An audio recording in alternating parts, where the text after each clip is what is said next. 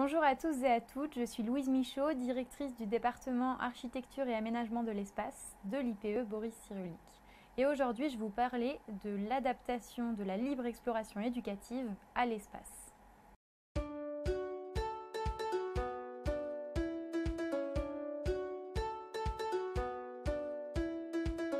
Vous connaissez maintenant la libre exploration éducative.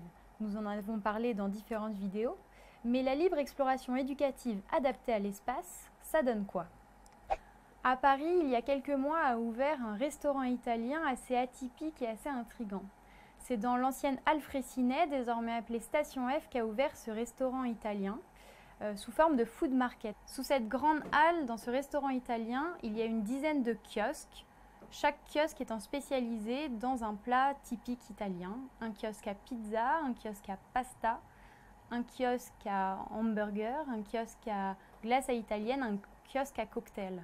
Et selon ce que vous avez envie de manger, vous allez faire la queue dans l'un de ces kiosques, puis vous allez vous installer où bon vous semble dans le restaurant.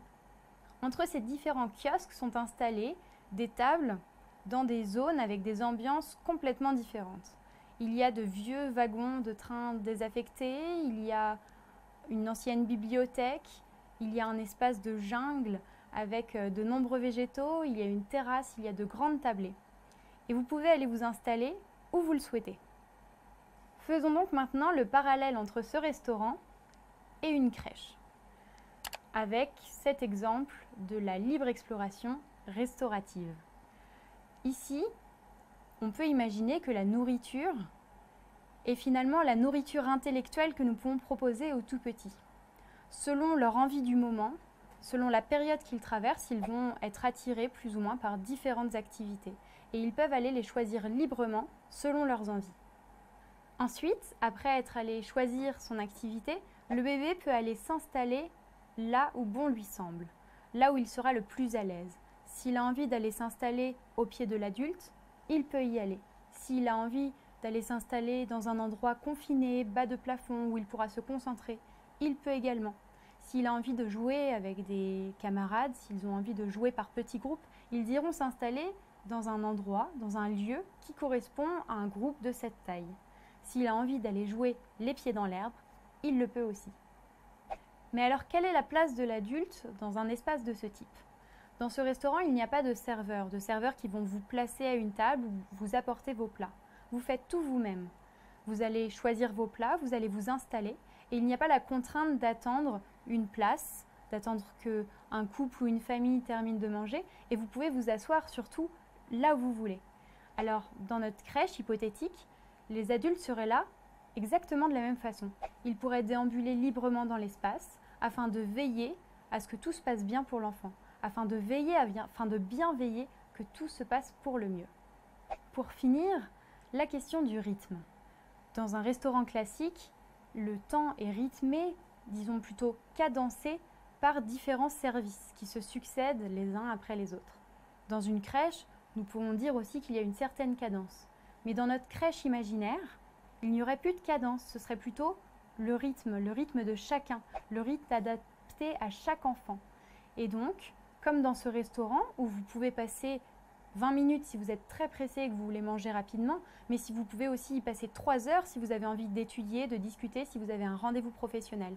Et bien dans notre crèche, c'est la même chose. Un enfant qui aurait envie de passer très rapidement sur une activité afin d'essayer de se tester et qui voit que finalement il se débrouille très bien, alors il n'y a plus forcément d'intérêt à explorer cette activité, eh bien il repasserait sur une activité suivante où là il pourrait passer une demi-heure, 1 heure à explorer, à expérimenter et à découvrir cette nouvelle expérience.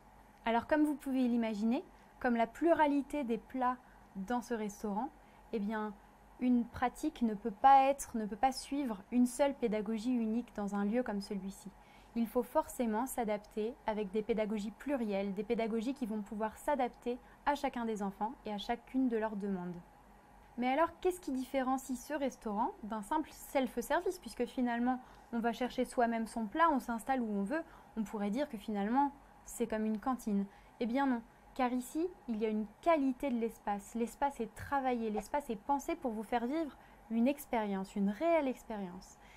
et que vous veniez une fois, 2 fois, 5 fois, 10 fois, vous ne vivrez jamais la même expérience, car vous pouvez choisir le plat que vous voulez, certes, mais vous pouvez surtout vous installer là où bon vous semble.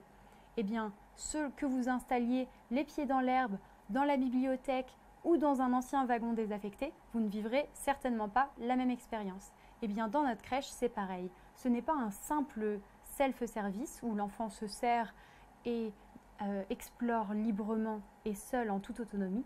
Il vit une expérience, une vraie expérience, une exploration pleine de surprises et pleine de découvertes qui lui donneront envie de revenir et de recommencer.